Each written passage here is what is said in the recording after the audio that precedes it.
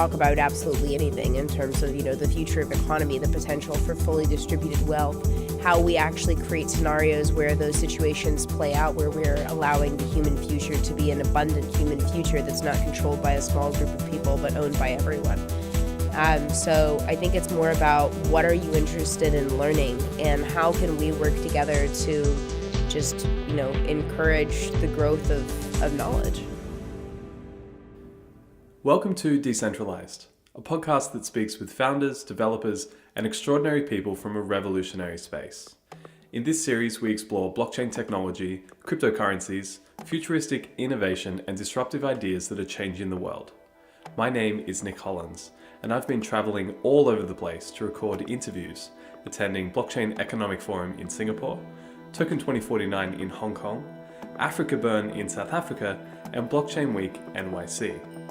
On this episode, we have Toni Casserly, and we are talking about identity on blockchain, the culture of Burning Man and open source projects, about governments, education, and how the idea of having a job will be foreign within a couple generations. Toni has been referred to as the Joan of Arc of blockchain. She's been around the space a good while, contributing in a range of areas, in part through extensive talks as a keynote speaker. Presently, she's a founder of CULTU.RE, a project focused on blockchain governance and self-sovereignty for an interplanetary society. She's a founding member of SHIOS, an international group of female entrepreneurs, investors, and engineers working on EOS.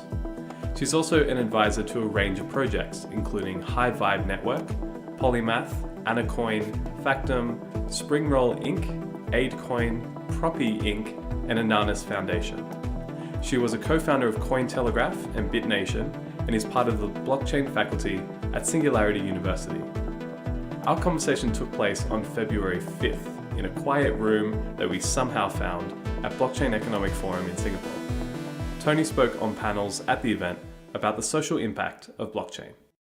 Decentralised is sponsored by New Alchemy. They are a leading blockchain strategy and technology group specialising in tokenization.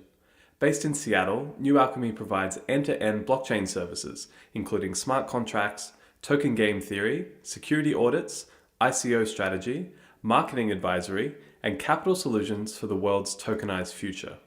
For more, visit newalchemy.io. That's NEWALCHEMY.io. And now Toni Casserly on the Web of Trust. So CULTU.RE is my company, and Web of Trust is something that Christopher Allen, who's one of the co-authors of the TLS standard, has been building out for in terms of community and technology for like 20 years. He stepped away from the community for a period of time, and I'm sure Chris is more skilled at telling his story than I am.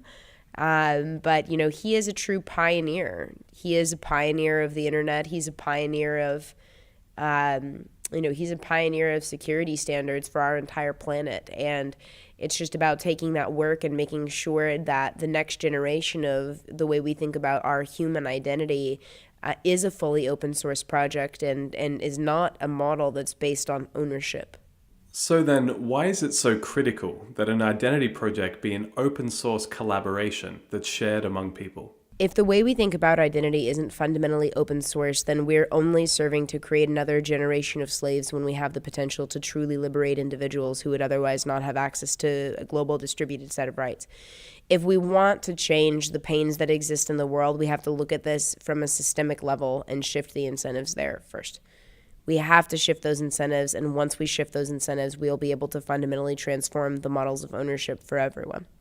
There's two things to roll into from that. Let's talk about putting identity on the blockchain and what that would look like. We spoke a little about this in last week's episode with Fabian Vogelsteller.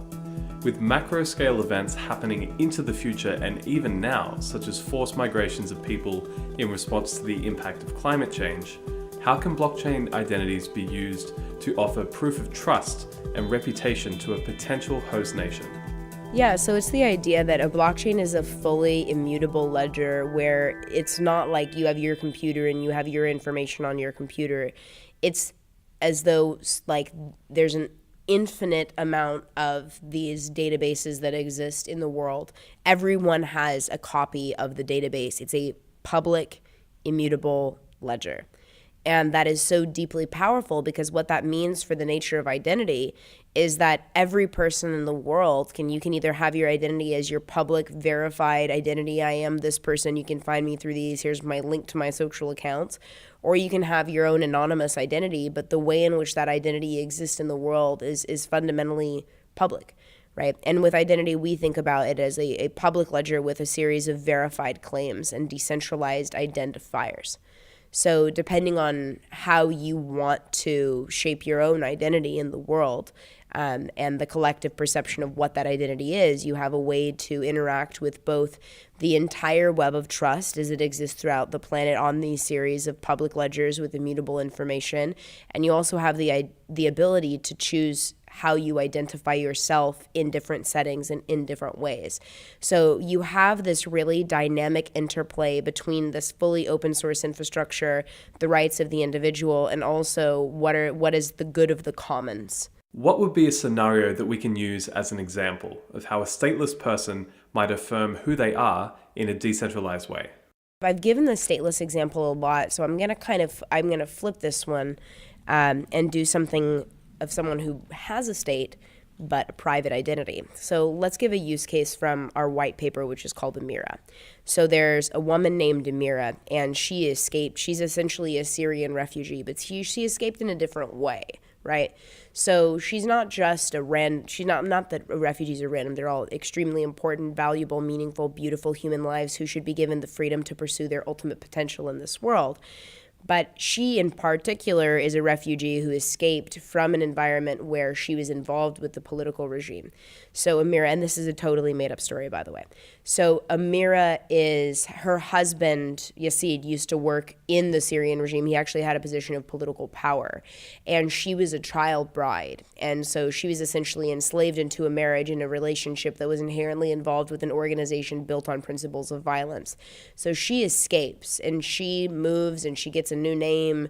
She does the, protection things, and she lives in Boston now and she works at a bank. And she has this really stable job and a normal life, but there's this inkling in her that she constantly feels like she wants to get involved with doing social impact work. She wants to be an activist, right? But she can't tell her story because she doesn't want to be found, So she ends up going into this situation where she sees a guy on the news in the middle of the night, and his name is Brian. And Brian's running a nonprofit where he is creating a series of distributed shelters for women who have been child brides or the victims of domestic abuse that is specifically relative to a situation similar to the one that she escaped from. So she sees him on the news. She wants to help. She wants to get involved in this, but she can't reveal her public identity. So she confides in her friend Charlene at a party. She says, Charlene, I just saw this on the news and I have to get involved in this. And Charlene actually goes, oh. She goes, that's so interesting. I know Ben. And Amira's like, what? And so she says, well, can you introduce us? But not meaning Amira, meaning Amira's anonymous identity, Better World Hacker 23. So Amira asks for Charlene to introduce her anonymous identity to Ben.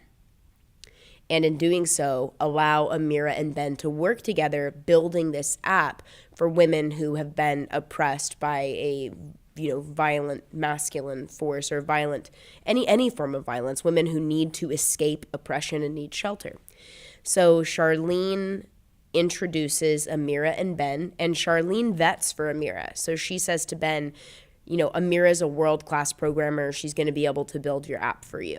So Ben trusts Charlene, which is his introduction to this anonymous identity. Charlene is the verifier. And then Ben says, okay, well, I'll, work with Amira and we'll build this app together because Charlene gave her a reference and, she can show me the work that she's done on this GitHub profile that she's copied and pasted into her new anonymous account. As you're listening to this, is your brain starting to get fuzzy? Like you're feeling the edges of the social programming around government's central role in authorizing our identity. But maybe some of these internet-based forms of ID already make sense to you because we're already using a range of IDs and profiles online. This is still new information and context to hear, but they're the kinds of conversations happening all the time at crypto and blockchain conferences, even Burning Man and places like that. So Ben and Amira, once they meet, they create their terms of their agreement, they start working together, and Amira starts building this app out for Ben. But Ben and Amira will never meet, and Ben will only know Amira as Better World Hacker 23. But she can develop a full-scale reputation and agency. She can develop an entire service business based on her anonymous identity as Better World Hacker 23 without ever revealing who she is. So that has huge implications for women that are living in areas, whether you're living in Afghanistan, Saudi Arabia.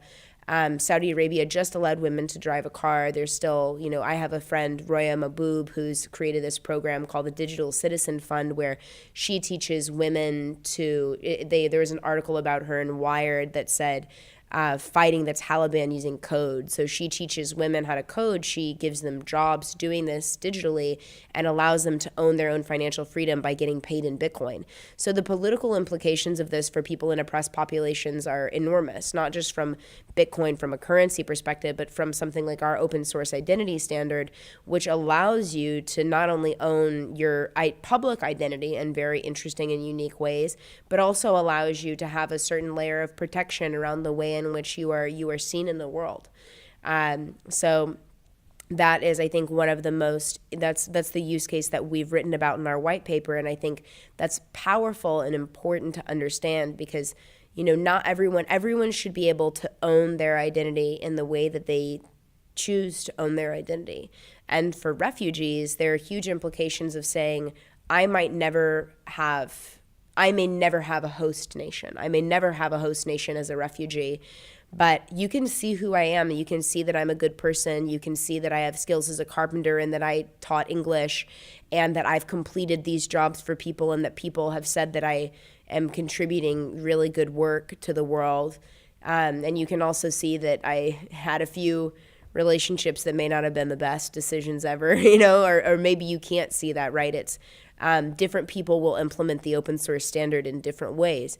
And so you can see as a person a more holistic view on who an individual is without necessarily needing a nation that could allow them to have the freedom to travel between different countries without being consolidated to an area where they have a finite, if not scarce, if not either obsolete or non-existent opportunity to participate in any form of economy or purposeful contributions to the world or their own happiness meaningfully.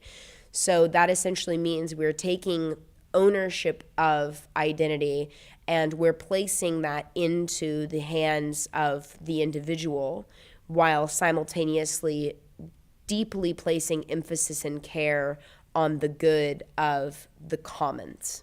Let's talk about Culture, of which Toni is a founder. They're the project looking at blockchain governance and self-sovereignty for an interplanetary society, which is fun to say. It's great to talk about these things in the abstract and even to set about building the technology.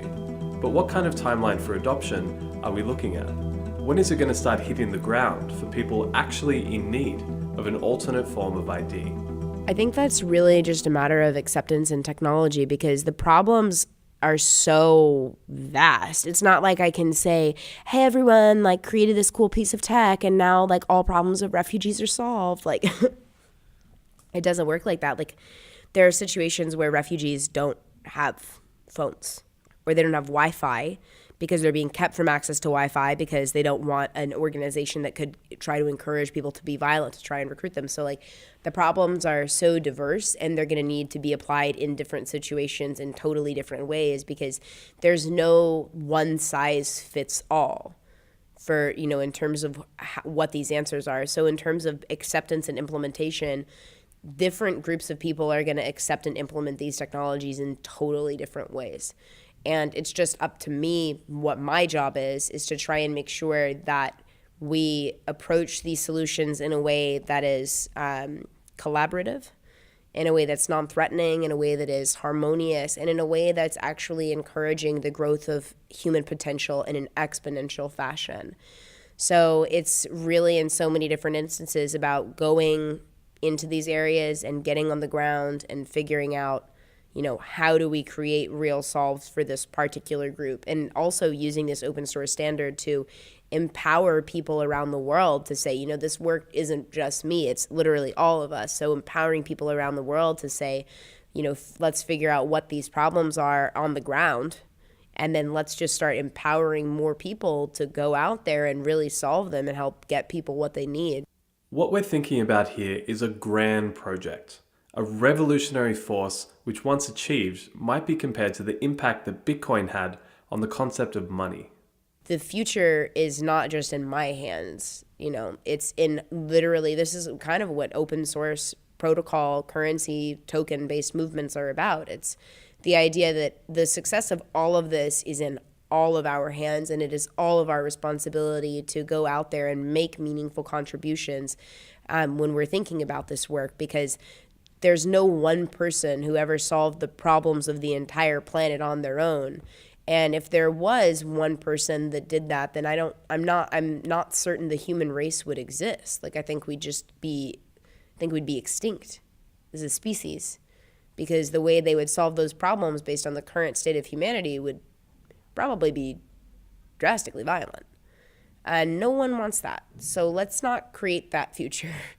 And the only way that future gains power is when other people don't stand up, when you don't stand up as an individual and really take responsibility for the life that you've been given, take responsibility for your rights. You need to stand up and own your life and be conscious of everything around you.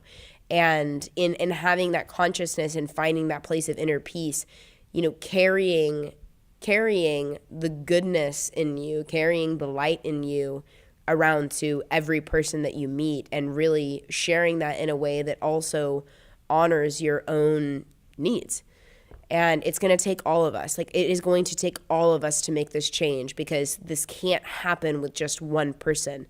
Everyone needs to get behind, everyone needs to get behind this kind of an open source movement, and make your own open source movements too, and carry these forward, because the more diversity we have in this ecosystem in so many different ways, the better. It's the more diversity with the more organization, right? Because if you have diversity and no organization, it's just it's literally throwing a deck of cards into the air, right?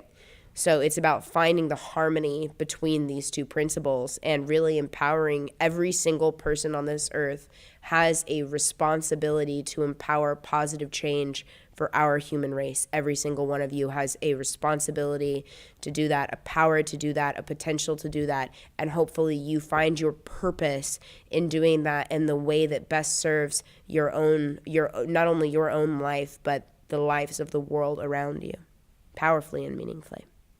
Time for something fun and colourful, ridiculous, spectacular, and surprisingly profound. Of course, I speak of Burning Man.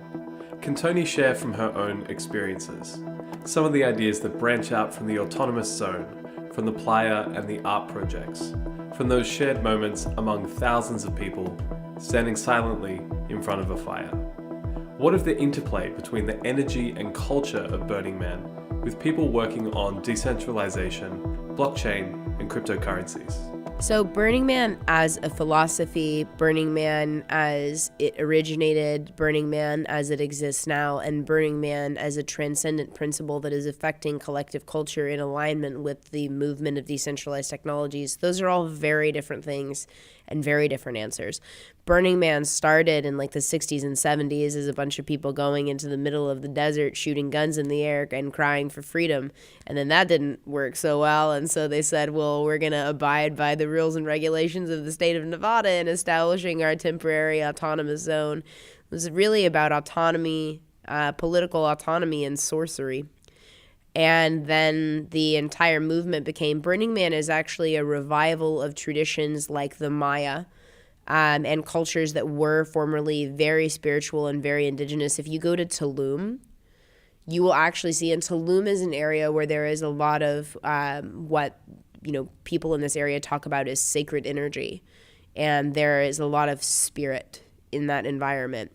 And the way in which the community has emerged, it's almost like a decentralized community where you have these totally different areas. You can almost walk through Tulum and you can feel what it would feel like if you're walking through a jungle and you see a giant stone with some kind of an emblem carved on it, and you would look at that stone and you would tune into intuitively the feeling of the energy of what was in that camp or in that tribe or in that environment, and whether or not it was safe for you to proceed and go in there. And this kind of, it's really, the structure of Burning Man is actually a revival of a structure that existed in ancient, more indigenous cultures. So it's really transcending like Burning Man as a principle or as a philosophy is something that existed before Burning Man. It existed in indigenous cultures. It existed in tribal cultures. It existed in so many of these, like these sacred ancient environments. And Burning Man is the Western manifestation of an ancient form of knowledge. And it's almost as like the universe is rebalancing and letting these ancient cultures know that not all white people are horrible robber barons and colonialists. So it's kind of like a counterbalance to a world that was destroyed formerly by the same culture that a lot of the people who created Burning Man rebelled against. And Burning Man has principles like decommodification, which a lot of people debate now because there's been a significant amount of wealth that has moved into the Burning Man community, which is just inherently obvious when you go to Burning Man. Like the size and the scope of the entire city and what it costs to put something like that together, and how much money goes into creating so many of the art pieces and the structures and the events. It's something that is decommoditized, and it obviously takes a lot of capital to make it, but there's obviously the concept of money while you're at Burning Man doesn't exist, right? But everything is absolutely infinite and completely abundant and beautiful. In April this year, I attended Africa Burn in South Africa. It was my first burn. I've never been to Burning Man and Black Rock in Nevada. It was an incredible experience, somewhere around 10,000 people in the desert just north of the Tankwa-Karoo National Park, 5 hours driving north of Cape Town along a rough and dusty road. I was fortunate to camp with 72 virgins. There were 73 of us, but one had actually been to Africa Burn before. We were a crypto camp made up of blockchain and crypto people from all over the world, largely Europe, Asia, and North America. It was probably the most fun I've ever had in a week. And it's true, there's no money, only gifting and creating for others. You're surrounded by the result of everyone's incredible effort through art pieces, DJ stages illuminated way out in the desert, gifts like endless free coffee at Alien Bar, free pancakes every morning, and an infinite array of other contributions. There are wrinkles around the edges, it's not perfect, and I'm told that Africa Burn is something like Burning Man was 5 or more years ago. That the participatory culture around radical self-reliance and matter out of place has been disturbed slightly by so-called plug-and-play camps. That money can also get you set up and comfortable on the playa. I would say that that's kind of a popular debate that many people have in the community presently, in terms of the evolution of what is this original culture of every single person is going in. This is highly participatory. We're building this entire environment from scratch. You're going to come a week early and you are going to set up, and you're literally going to set up an entire city in the middle of the desert with your bare hands in advance of anyone even getting here. And then we're going to spend the next week partying and having a great time and enjoying ourselves and exploring this vast landscape of ultimate creativity and high art without any of these horrible incentives. And there are environments now where you can go to Burning Man and you can say, well, I'm going to pay $50,000 and I'm just going to fly my private jet there and have everything taken care of for me and sleep in an air-conditioned tent and not do any work, but just enjoy the environment and maybe bring a bunch of gifts to hand out to people and bring some gifts for the playa, like flying out my famous DJ friend to perform, right? So that's a current popular debate in Burning Man culture in terms of the evolution of the principles of ethic that structured the community and how this experience is evolving. But from my experience, Burning Man has maintained its integrity. It really, truly has as an event. Not everyone is as involved, but I think you're just seeing shifts in culture with the evolution of scale. But what's most interesting to me about Burning Man is not only this transcendence from ancient into the rebalancing of Western culture, and it's for me about seeing what this represents as a structure of society taking hold in the world with decentralized currencies.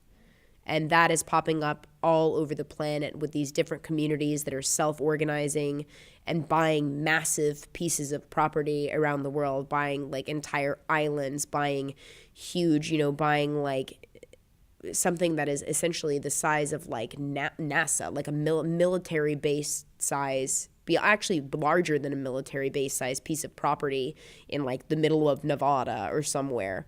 To create their own community or to build new experiences or to just own their own form of property, right? So what's interesting to me is to just watch the way that with these new forms of wealth, to see the way that these new forms of wealth are going out there in the world to recreate their own, communities and environments for their own cultures and groups of people. And so it's fascinating for me to see the reemergence of a principle that I feel lives almost inherently and sacredly in the structure of the consciousness of our earth, really, and the unconscious of our collective humanity.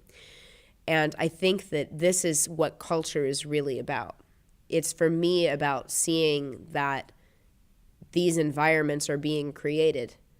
And the biggest problem with Burning Man is logistics and organization. And that all of these different cultures and all of these different environments, we need to have a common thread running through us, right? It's like the string of life. And so what we are creating a culture is essentially an aggregation engine that is organizing this string of life amongst all of these different communities who are designing completely different economies, who own forms of property in completely different ways, and who are structuring their society or organizing their value systems in totally new ways. And in that manner, understanding what are effective forms of governance for different forms of people who believe in different ways of living? And is there a model, is there a universal truth of human organization embedded? What is the commonality between all of that? So it's just about, for me, gathering as much information as possible about what works and what is that one nugget, like what's the one kernel of a unifying principle that can begin to more formidably unite the human race towards a common peace. Still to come on this episode, we talk about the idea that the greatest areas of innovation will come from places where people are oppressed, as well as how education may be facing a major disruption in the near future. Imagine students being paid in tokens as they learn and contributing meaningfully to emerging industries and open source projects. Towards the end of the show, we get big picture about how to proceed in borderline revolutionary movements in a peaceful way, avoiding a triggered response of violence from the status quo and the state, because who wants that? Season 1 of Decentralised is sponsored by New Alchemy. Founded by Peter Vesness in 2016, New Alchemy is a leading blockchain strategy and technology group specializing in tokenization. Based in Seattle, New Alchemy provides end-to-end blockchain services, including smart contracts, token game theory, security audits, ICO strategy and marketing advisory, and capital solutions for the world's tokenized future. Through strategic partnerships with clients such as TokenCard, Funfair, Aeon, and many others, New Alchemy has helped to advance the crypto ecosystem by advising innovative projects that now have a total market cap of more than $3 billion. A company that is operating at the forefront of the disruptive nature of blockchain technology and tokenization, New Alchemy is shaping the blockchain industry's impact on society. To find out more, visit www.newalchemy.io. I met their team while recording for the podcast at Token 2049 in Hong Kong, and their founder Peter will feature in episode 7 of this first season. He was a co-founder of the Bitcoin Foundation, accurately predicted the DAO hack and holds the patent on de-anonymizing Bitcoin transactions. We got into conversations that I could really only have with Peter. NewAlchemy.io, presenting sponsors of Decentralised. As open source and decentralized projects start to emanate out and influence society, will that change how we view the role of centralized governments in delivering public goods, like fixing roads and, to an extent, managing the lives of people? That responsibility is going to evolve in completely different ways for completely different societies. Because there are certain governments right now that have absolutely almost zero involvement in the funding of public goods.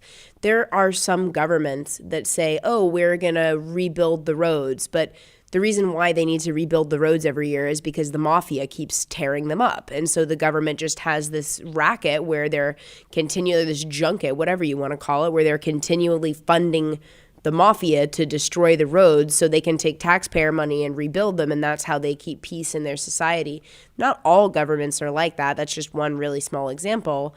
But I think it's going to play out totally differently for totally different areas. Like if you look at Scandinavian countries like Denmark and Norway, like they're hugely invested in the happiness of the people in their country and actually taking taxpayer money and repurposing it to say, you guys are all going to have great health care and no one's going to have to worry about where you're going to live or if you're going to be able to afford your next meal. And there is a huge emphasis on the amount of social responsibility that people have. And every person, I have a ton of very good friends that live there, and nothing is perfect, but everyone who I have spoken to generally enjoys the way that society functions. They feel happy and they feel healthy and they feel safe.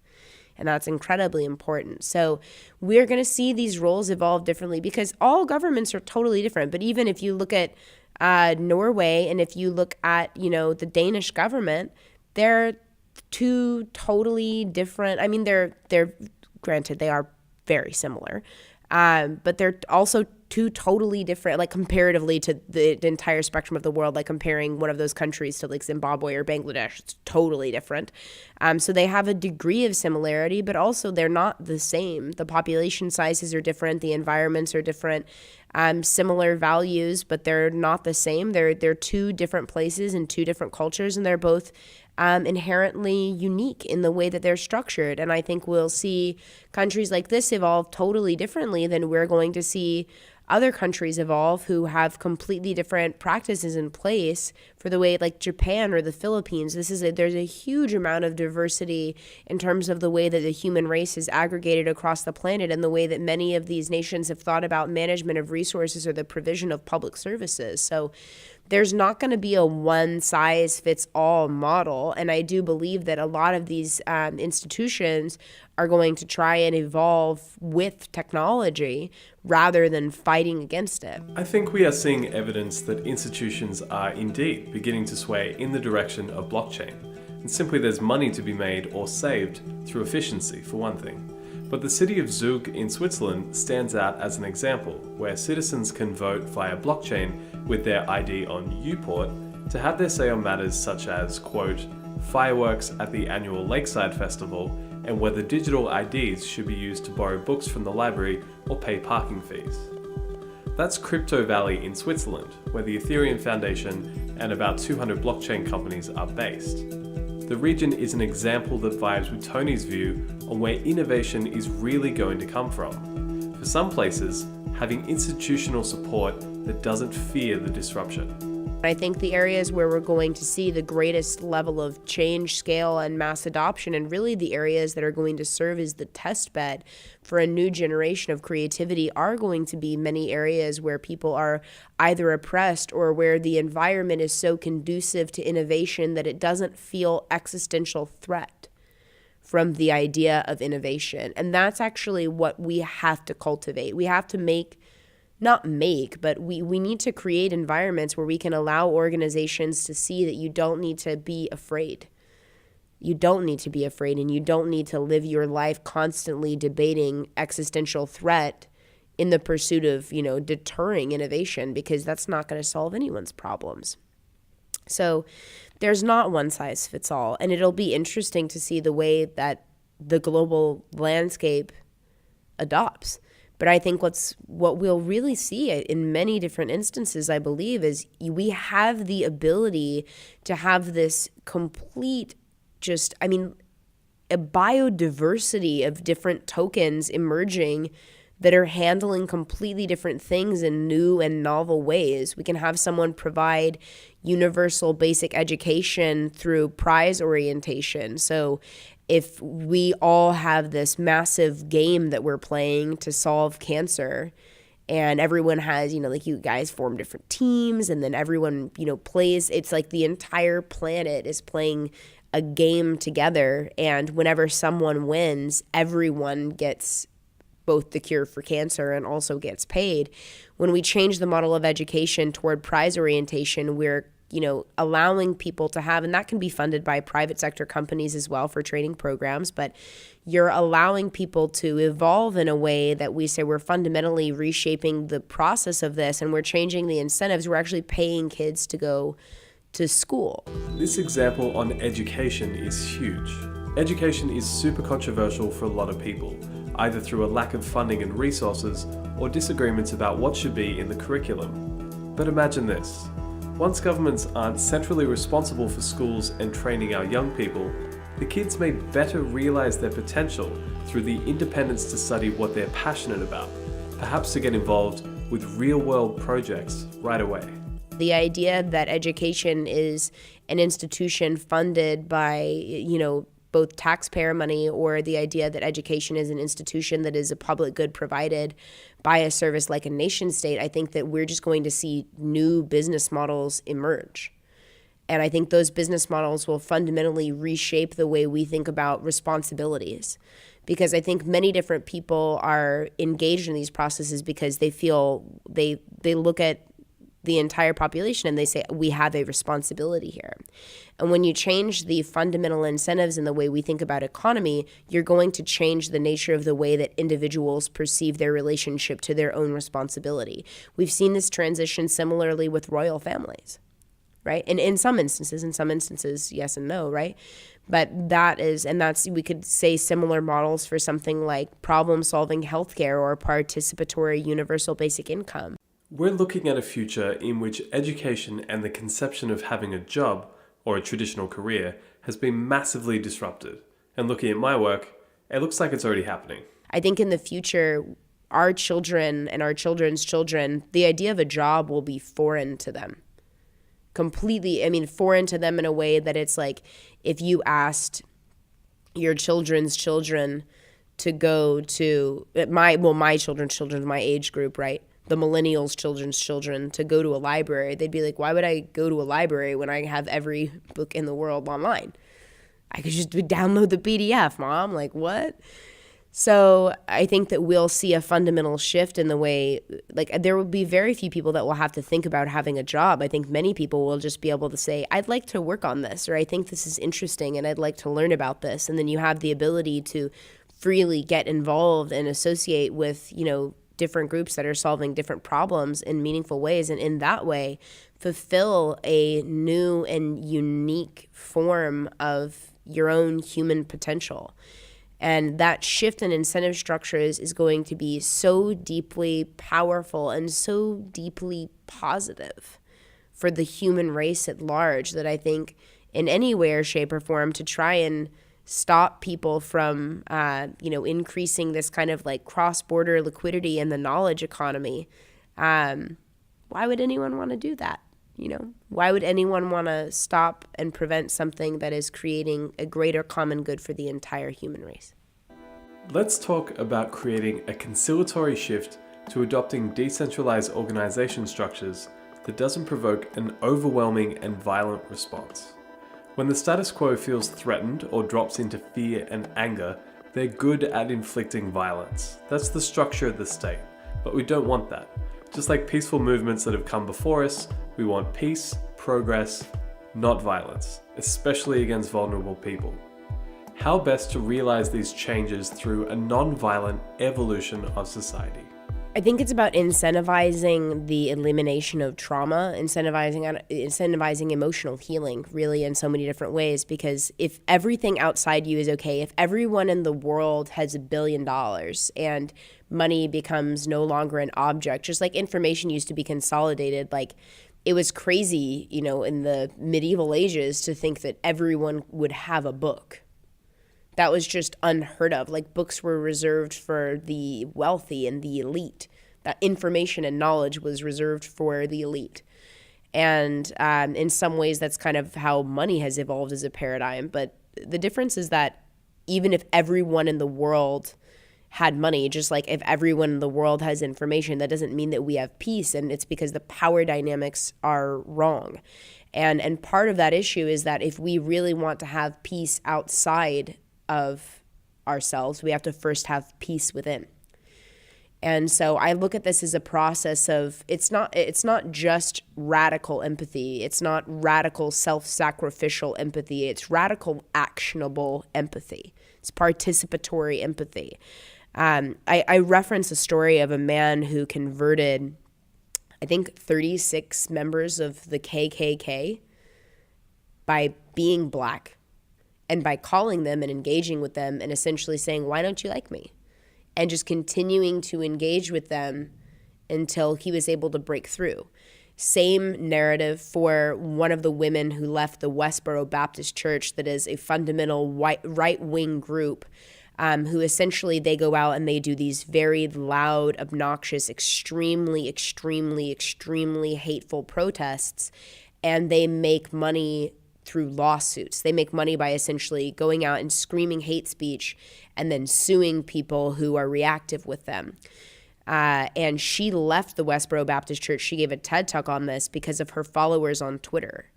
Her followers on Twitter started reaching out to her and saying, do you really believe that this is what the Bible means?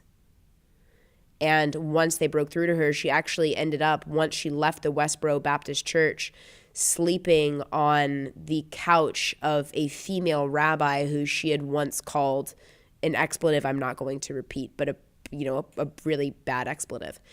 So I think that when we actually incentivize this process, and we can do this through things like open source identity, when we actually incentivize this process to say, is this person saying, rather than looking at reputation as a process of saying someone is good or bad, people aren't good or bad, they're just different, and they have different experiences than you, and different people see the world differently, and they react to certain situations in different ways based on the experiences they've had in life. We don't need to teach the world to see that people are good or bad. We need to ask, why is this person doing what they're doing? Why is this person behaving in this way? And I think when we start to ask questions, that's when we actually start to solve problems, rather than just saying, well, I've formed this opinion about you and you're this way, because that's fundamentally wrong. No one is one way. Every moment of our lives, we're changing, we're evolving, we're growing. And so it's the idea to say, if you're saying something about someone, we need to restore that is negative, or saying this person's a negative person. What needs to be restored? What we're hearing is a key part of what Toni speaks about on stage. That is progressive notions of justice that are more about restoration, making it right as much as possible, rather than inflicting punishment, suffering, and retribution against the perpetrator of an offense. This goes beyond even the headline issue of the United States having a few million people in prison, and the corporate, privatized justice system that fills those prisons so readily. That's a heartbreaking issue, and many other countries are getting it wrong too.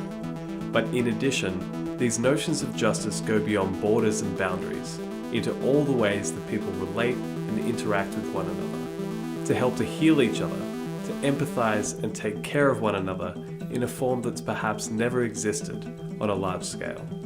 Is the person who's making a negative claim about someone else, do they have damage in that area?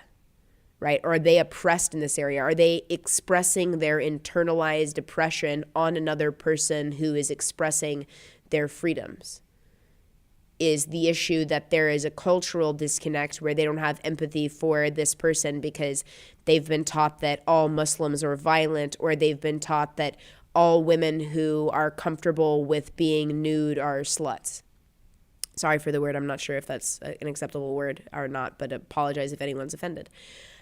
So yeah, it's about understanding why would a person say something like this? Or is this person actually saying a claim about another person because another person is using their body to get attention and validation? And if so, are they seeking attention and validation for something like that because they've been physically oppressed, or this is the first time in their life when they've been attractive, or they lost a lot of weight, or, there are many different questions that we have to ask to uncover really what is someone's story and what informs their behaviors. And are these behaviors actually harmful behaviors? And if so, why? And how can we resolve these peacefully?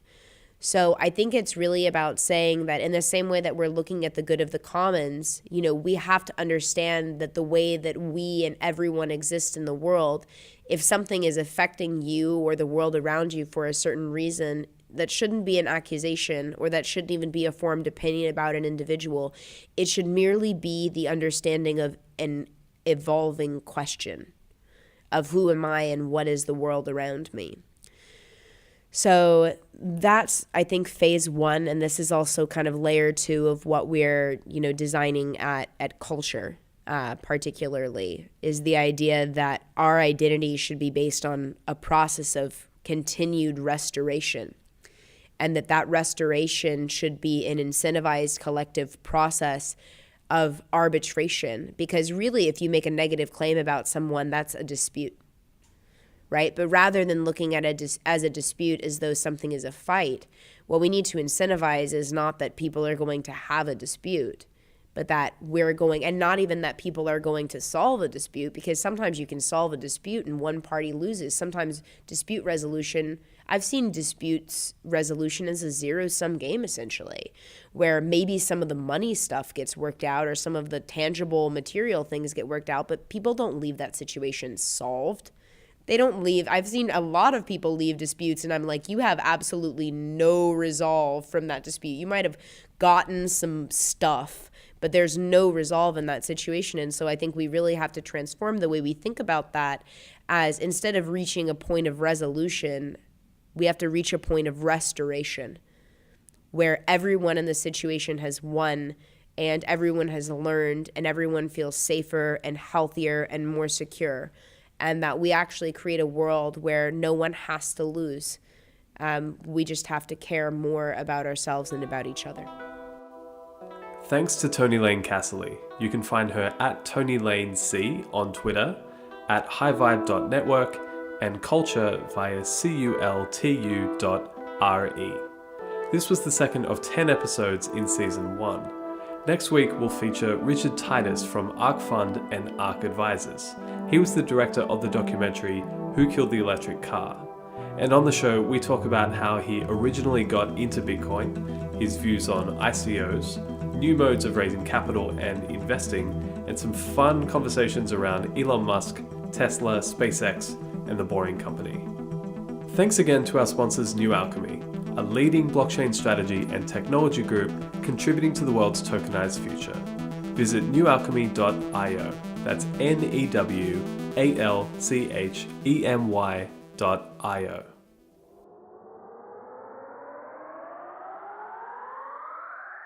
You can support Decentralized by subscribing on iTunes, Google Play, Stitcher, TuneIn, Spotify, and Blueberry. If you enjoyed this episode, please share on social media and rate our show 5 stars. You can find Decentralized Podcast on Facebook, Twitter, and Instagram via @DecentPod. Our website is decentpod.io. That's DECENTPOD.io.